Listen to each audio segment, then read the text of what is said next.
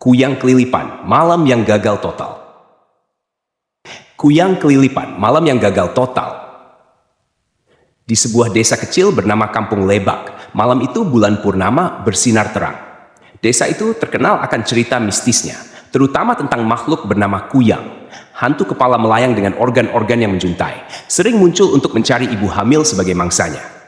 Murni, seorang Kuyang veteran, dikenal sebagai sosok yang selalu apes dalam menjalankan aksinya.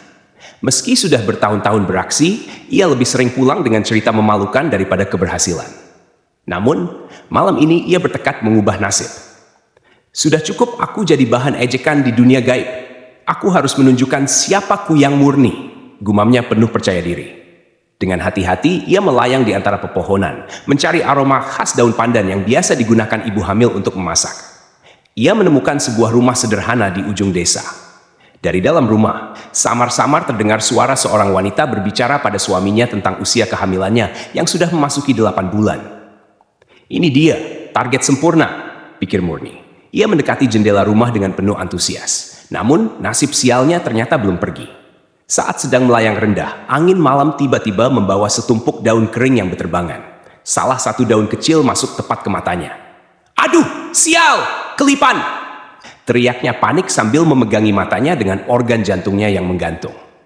Karena panik dan tidak bisa melihat, ia kehilangan keseimbangan dan menabrak jendela rumah dengan suara keras. Dari dalam rumah, Pak Ujang, si pemilik rumah langsung terbangun. "Siapa itu?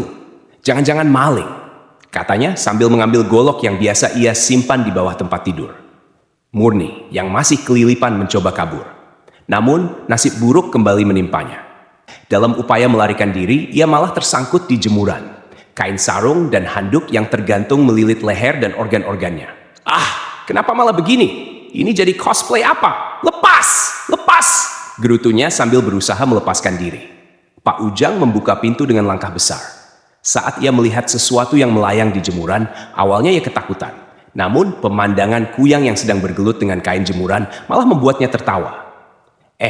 Kuyang kok begini amat ya? Hantu apa pelawak ini?" kata Pak Ujang sambil terpingkal-pingkal. Murni semakin panik. Ia akhirnya berhasil melepaskan diri dari kain jemuran, tapi langkahnya belum mulus. Dari kegelapan, datanglah si Bolot, anjing kampung milik Pak Ujang. Anjing itu menggonggong keras membuat Murni ketakutan. "Anjing lagi? Ini kenapa sih malam ini penuh cobaan?" teriaknya. Saking paniknya, ia melayang lebih cepat tanpa arah. Sayangnya, kali ini ia menabrak pohon mangga di depan rumah. Mangga-mangga yang belum dipetik pun jatuh bertubi-tubi ke kepalanya.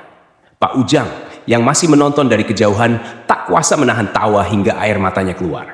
"Murni, kalau begini terus kamu bukan Kuyang. Kamu pelawak Kampung Lebak," katanya keras-keras. Murni yang mendengar itu merasa harga dirinya hancur. Dengan mata yang masih kelilipan dan kepala benjol akibat mangga, ia akhirnya memutuskan untuk pulang. "Sudah cukup untuk malam ini. Aku pensiun saja jadi Kuyang," katanya sambil melayang menjauh. Sejak kejadian itu, cerita tentang Kuyang Kelilipan menyebar di seluruh desa. Bahkan, beberapa warga mulai menggunakan mangga dan jemuran sebagai penangkal Kuyang. Meski sebenarnya lebih karena cerita itu terlalu lucu untuk dilupakan. Sementara itu, di dunia gaib, Murni menjadi bahan ejekan teman-temannya.